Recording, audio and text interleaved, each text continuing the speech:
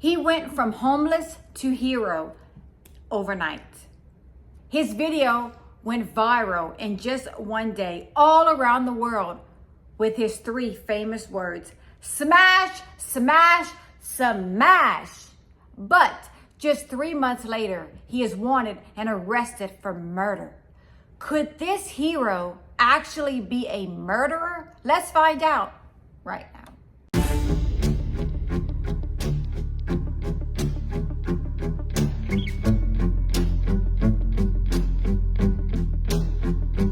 Happy Wicked Wednesday, my Cajun cuties. Yes, it's me, Anne Marie, aka the Cajun Crime Queen from Carrico, Louisiana. Cajun born, Cajun bred, and when I die, I'll be Cajun dead.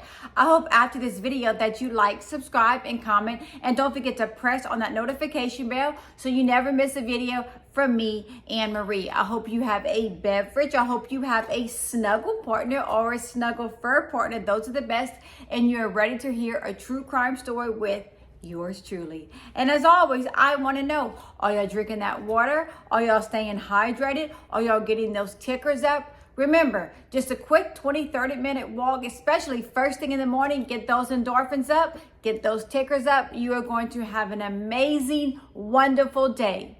And as always, thank you all for joining me tonight here on Wicked Wednesday with me, the Cajun Crime Queen. And tonight, we are going to be discussing a man that went viral overnight with millions of views.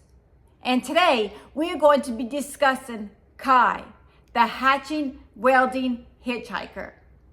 Caleb Lawrence McGilvery, aka Kai, as he was called, was born on September 3rd, 1988 in Canada to his parents, Gil and Shirley McGilvery. Kai's parents divorced when he was only 4 years old. His dad, Gil, went on to remarry and have 3 children. Gil, Kai's father, expressed that he believes that Kai was very upset that he remarried and had other children. But he said that all of Kai's siblings loved their brother. Kai was very special to them. Kai was described as being loud, mischievous, and funny when he was a child. But his parents always described that he had several behavioral problems. Kai even tried to start a fire at his home when he was 13 years old. Kai's mother said she had to install a lock on the door because he would try to get out of his room very early, and she was worried that he was going to hurt himself or hurt someone else because he was always getting into things that he wasn't supposed to. So his mother, as any mother would, she was worried because sometimes Kai would get up. He would get up before everybody else in the morning, and he would get into all kinds of trouble. So when he set the home on fire when he was 13 years old, she sent him to hospital, treatment homes, places like that to receive help for his behavior. No one actually knew the diagnosis of Kai. They didn't know if Kai was bipolar. They didn't know if he was ADHD. But his parents knew something wasn't right because he gave so much trouble as a child. He would get into everything. He was put into different facilities. And at the age of 18, he was cut loose from these homes and these facilities. Kai has expressed that he was mistreated in these homes, and his father actually says that the system really hurt his child and led him on a different path. Kai says that he was abused as a child. He says he was locked in a cage for 4 years, and people would watch him, and he was locked in this room with blacked out curtains, and he couldn't go anywhere. And I'm going to read y'all a post right now that Kai wrote on social media on Mother's Day. First memories, I was in a crib and family was fussing over me, but I kept getting told that I had a demon. I would get locked in a room for 20 hours a day with a little porta potty camp toilet in the corner of the room. Then after that, my mouth filled with hot pepper and soap for yelling F you at the top of my lungs. Happy Mother's Day. Now, after reading this is a very disturbing message about his home life. And Kai describes himself as having a very, very terrible and awful childhood. And if he is a 24-year-old man writing this on social media, in my opinion, he did have a very troubled childhood. But could Kai have been making all of this up? In my opinion, no. I do believe that Kai had a very troubled childhood because, as I'm going to discuss throughout this video, you are going to see Kai progress further and further and further and further into a person that he doesn't even recognize anymore. Kai is now living as a homeless hitchhiker. He makes his way into the United States from Canada. And on February 1st, 2013, Kai is hitchhiking in Fresno, California, when a man by the name of Jet McBride picks up Kai. Jet is described as being 6'4", weighing 300 pounds. Jet starts telling Kai all about his life and his backstory. He tells Kai that he believes he's Jesus Christ. He also tells Kai that he sexually assaulted a 14-year-old girl in the Virgin Islands when he was away on a business trip. Then Kai says out of nowhere, Jet McBride crashes his car into a utility truck, pinning the worker between his truck and the bumper. Kai immediately exits the vehicle to help the man that's in trouble. Jet McBride remains in the vehicle. All of a sudden, a lady bystander comes up and is trying to help the pinned worker in between the utility truck. That is when Jet McBride exits the vehicle, attacks the lady that's trying to help, wraps her up in a bear hug, and is choking her. Kai freaks out and it's like, what are you doing, man? What are you doing? And wants to help the lady that Jet McBride is attacking. So what does Kai do? He takes a hatchet out of his backpack and he said he starts striking the man in the head, trying to get Jet McBride to let loose of this lady that he is choking. Kai was worried that he was going to snap this lady's neck like a pencil stick. I mean, this man is 300 pounds and 6'4". This is a huge man that is attacking this small lady. Kai describes of being very scared, being worried for this woman's life. So he jumped in and helped. Kai then says Jet McBride lets the lady go because Kai is hitting him over the head with a hatchet. The police arrive, they interrogate Kai, and they let him go. Kai didn't do anything wrong. He was trying to help someone. On this day, February 1st, 2013, Kai saved a person's life. Jet McBride could have brutally murdered this lady by attacking her for no apparent reason. We don't know what was going on in Jet McBride's head that day. Kai says that he just wanted to help no matter what. He wanted Jet to release this woman from his arms. Kai became a hero that day. Immediately after the accident, Kai was interviewed by Jessup Resback, who was conducting an interview for KMPH. And before Jessup interviewed Kai, Kai said, before we discuss the accident, I want to send out a loving message. And throughout this video, you are all going to see that in some ways, Kai had a huge heart and was very nice, compassionate, and sweet. Kai describes the accident. He's telling Jessup all about it and what happened. And he talks about his hatchet, and he talks about taking it out of his backpack and just going smash, smash, smash. And that video went crazy because on February 2nd, 2013, Jessup wanted the whole world to see this heroic hitchhiker. Jessup uploaded the video onto YouTube, and within days, the video received millions of views. This video went viral all over the world. Everyone wanted a piece of Kai. Kai was world famous now. And y'all, the memes were outrageous. And some of them were actually very funny. Kai was a walking meme. The funniest one that I saw was, it was like when a bug won't leave you alone, what do? And it was Kai saying, smash, smash, smash. So it was just hilarious. Some of the memes were very, very funny describing Kai and what he did. He was literally, to me, he almost invented memes. Everyone wanted to talk to Kai, to interview Kai, but no one can find Kai. Where do you find a homeless hitchhiker? Where is he? How do you get in touch with him? Jessup had Kai's phone number and actually started calling Kai, leaving Kai messages, because reality shows wanted a piece of Kai.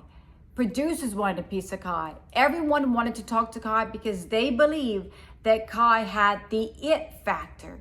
And as we all know, there has to be something for producers to see that you have that it factor. And people believe that Kai had this it factor. But it was very hard to get in touch with Kai. Finally, Kai called Jessup from someone's phone at a gas station. Jessup found out where Kai was. Jessup went meet Kai and conducted another interview saying, look who it is. We found Kai. Here he is. Kai went virus. He starts conducting the interview. Now, if y'all watch the interview on Netflix, there's a documentary about Kai, the Hatching Wielding Hitchhiker. Y'all are going to see that Kai was very bizarre in these interviews, gave these very outrageous and strange answers. But that was Kai. Kai was also sweet. It was also said that Kai would go into grocery stores, fill up these huge carts full of all kinds of food and drinks, all the things that people needed that people didn't have. And he would steal everything, bring the cart out of the grocery store and give it all to people in need.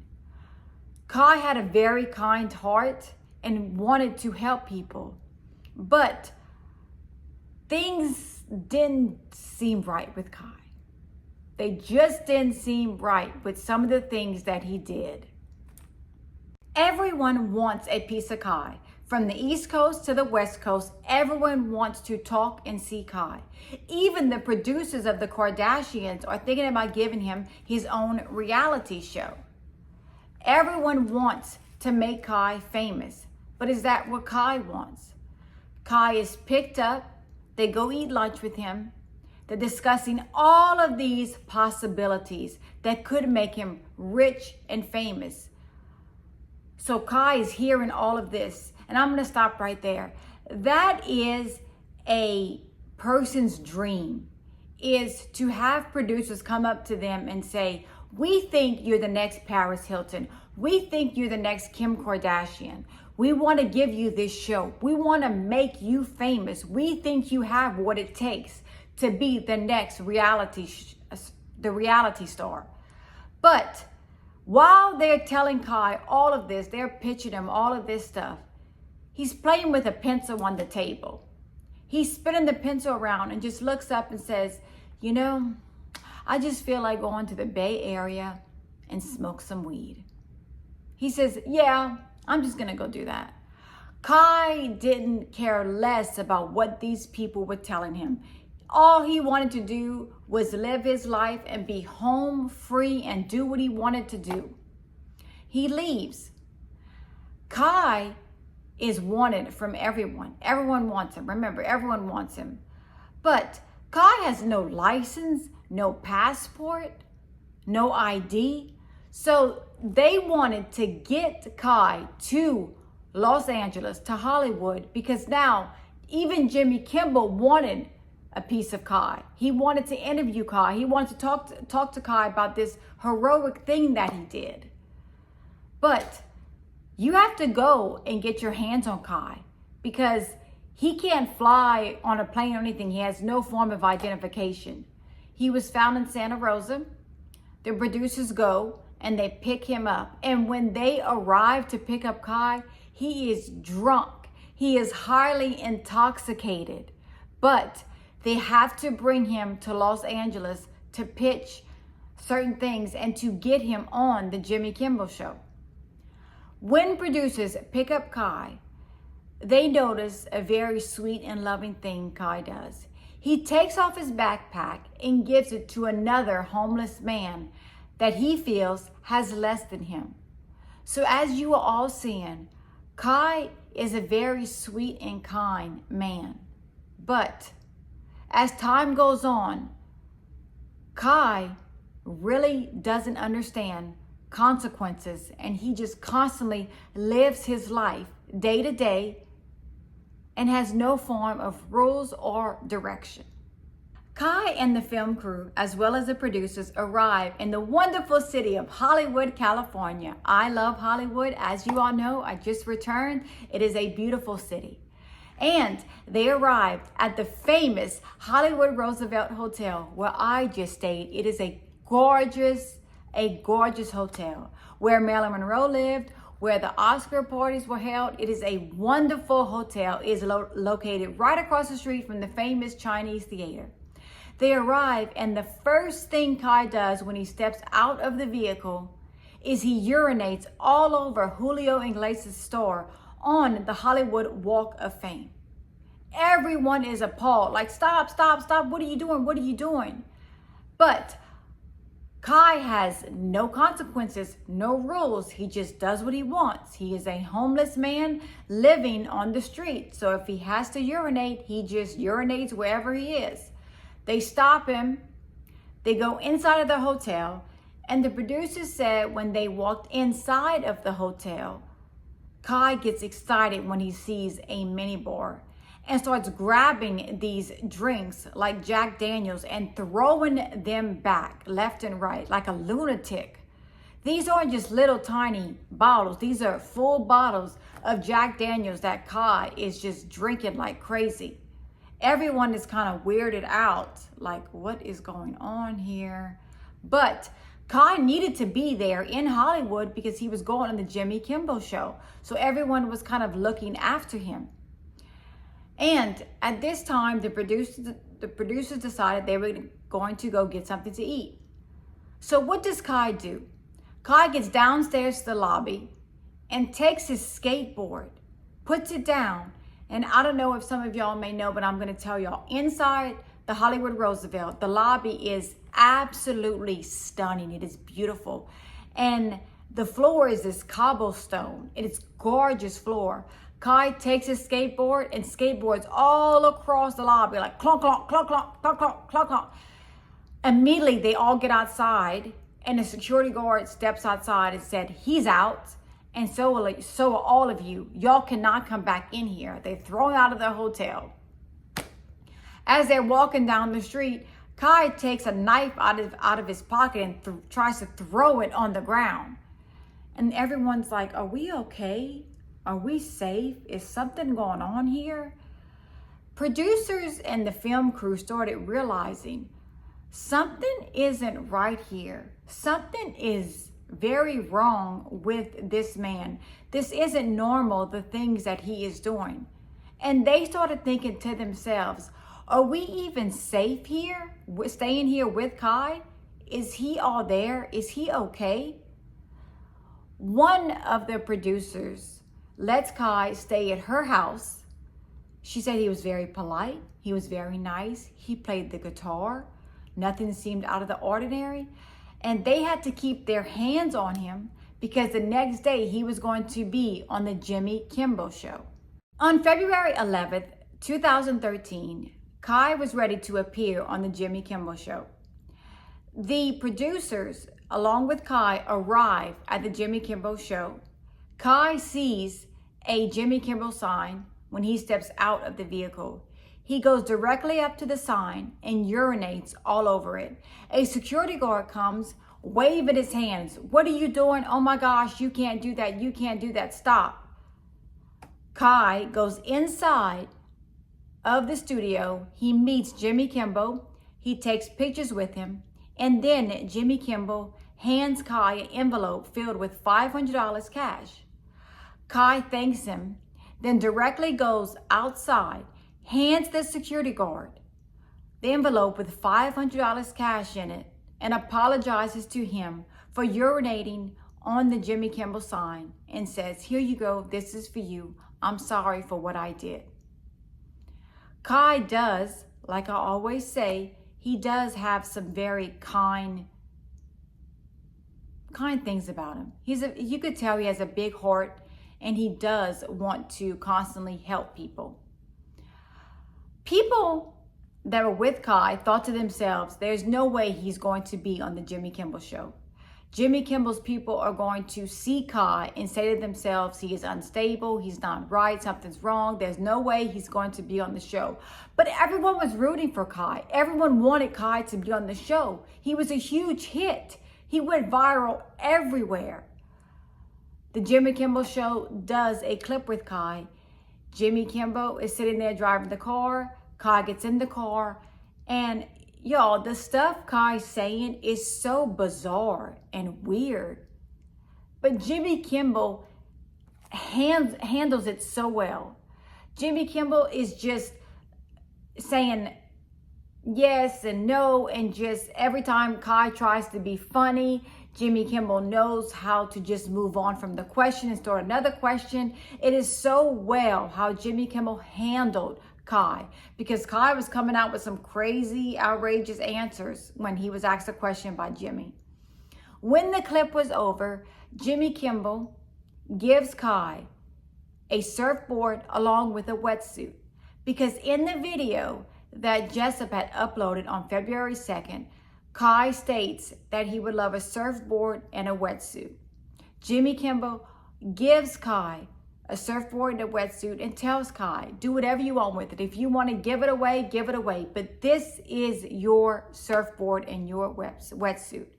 Kai was very happy and excited, hugged Jimmy and thanked him. Jimmy also told Kai, I'll take you wherever you want to go. Wherever you want to go after Hollywood, California, we will take you and get you there. Everyone was rooting for Kai.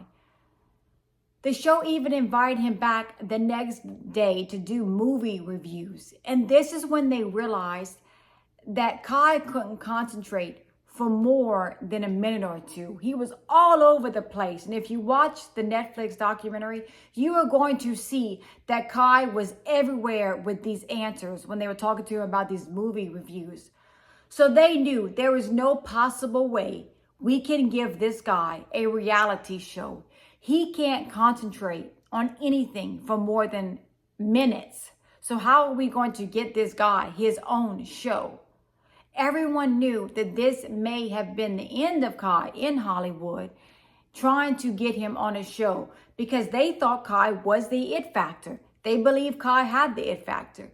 But then slowly everyone realized there's not much we can do with this guy. So Kai leaves Hollywood, California. In May of 2013, Kai is in New York City. While he is wandering around Times Square, Kai meets 74-year-old attorney by the name of Joseph Galfrey. Joseph spots Kai and says, "Hey, you look lost." Joseph buys he and Kai some food and tells Kai, do you need a ride? Kai says yes. They then drive to Joseph's home in New Jersey. Kai says they got a couple of bottles of beer, and Joseph wanted to pour the beer in glasses instead of keep them in bottles. Kai said they drank beer and watched TV. Then all of a sudden, Kai became extremely sleepy and went to bed.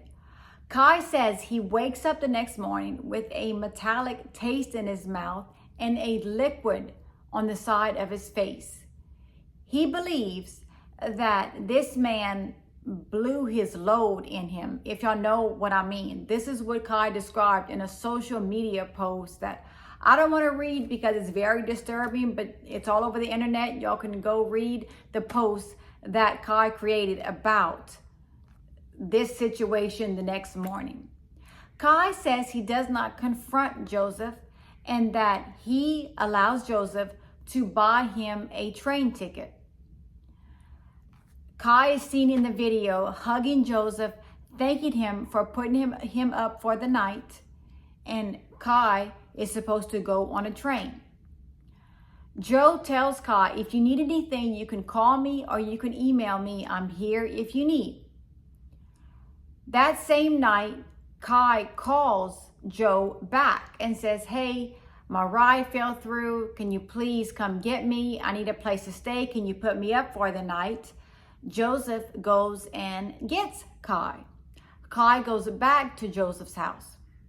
And once again, they just eat some burgers, Kai said. They watch some TV. They drink some beers. Kai becomes very sleepy. And the next thing he knows, he wakes up with Joe trying to pull down Kai's pants. What happens next is very disturbing. Kai then states that Joe tried to manhandle him and throw him around. Kai said he hit Joe to get him off of him. Like, what are you doing? Get off of me. And Kai immediately leaves the house. Joe was supposed to appear in court the next day and did not show up. The neighbor went to the house and saw his newspaper still on the front porch. The neighbor calls the police. The police come over and they find 74-year-old Joseph Gowrie brutally murdered and deceased. They find a piece of paper with Kai's name on it. They are now looking for Kai. Everyone is looking for Kai, but as we all know, Kai is homeless and hard to be found. But just a couple of days later, Kai is found and arrested. Kai states that it was self-defense, but Kai had absolutely no defensive wounds on him. And remember, Kai is 24, Joseph is 74. Kai says, I don't even know if I killed him. I don't even know if he was dead. I hit him in the head to get him off of me. I was trying to flee the scene. I didn't want to be there. He was trying to sexually assault me. So I fled. And now I'm getting charged with first-degree murder. But the crime showed very differently. Joseph's eye orbitals were broken. His nose was broken. His ear was almost completely torn off. It looked like he was stomped on. This was a very brutal attack. So Kai just saying, oh, I hit him to get him off of me and I left. That didn't seem right because this man was severely beaten to death and stomped on. And there was a 50-year age difference. I mean, this was crazy. But Kai said he was fighting for his life. It was also said that Kai couldn't figure out why Joseph would do this to him. But another thing is, if Kai believes that Joseph did things to him on the first night he was there, why would Kai call him the next day and go back? Why would Kai want to endure that again the next night? Did Kai make it up? Was Kai telling the truth? Why did Kai contact Joseph again if he feels that he was sexually assaulted the night before? It just didn't make sense. Kai believed that he was going to be found not guilty. But a jury found Kai guilty and he was sentenced to 57 years in prison in New Jersey. And I just want to stop right here and say, if Kai was being sexually assaulted, that was a horrible thing. That was terrible. Because earlier, like I said, Kai was in these treatment facilities and inside of these hospitals and homes that he would have to go live in because of his behavioral problems. And he stated that he was sexually assaulted at a young age. So I wonder if Kai was enduring this type of violence again and fought for his life and was so angry that he decided to take it out on Joseph and let out all of his anger and beat him to death. What really happened that night? Was Kai really sexually assaulted? A lot of people are saying, why would this 74-year-old attorney who was trying to help this guy sexually assault him?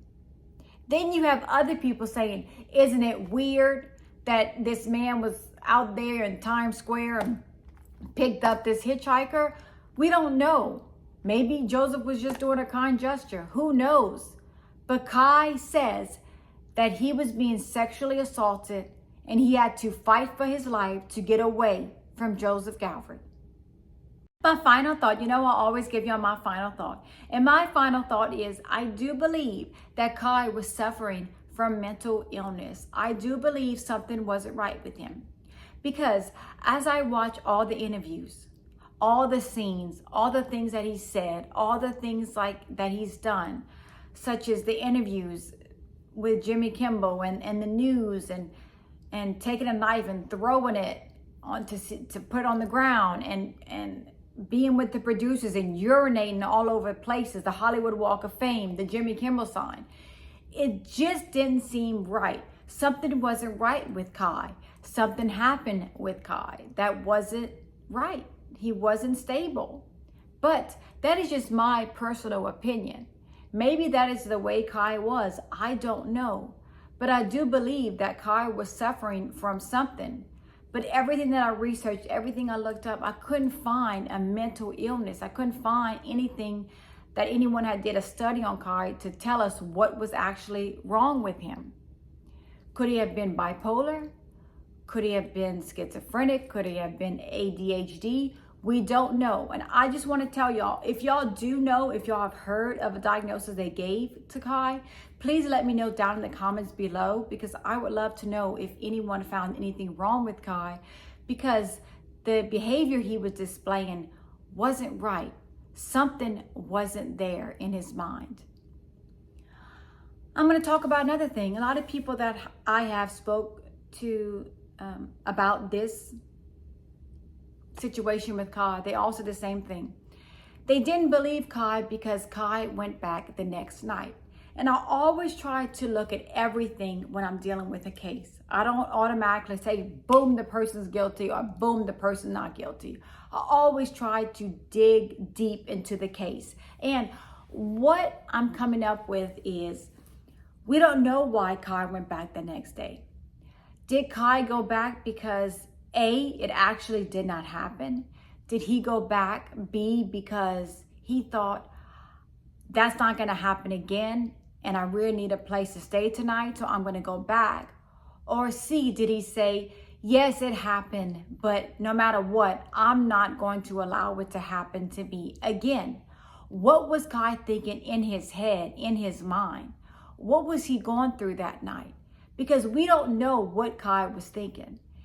And I don't know if I told y'all earlier, but it was said, according to Kai, that he was sexually assaulted when he was younger, and that had happened to him when he was young. So maybe Kai was fighting for his life this time. Maybe it did happen and Kai just went into survival mode and beat Joseph to death while he was trying to essay him. We don't know.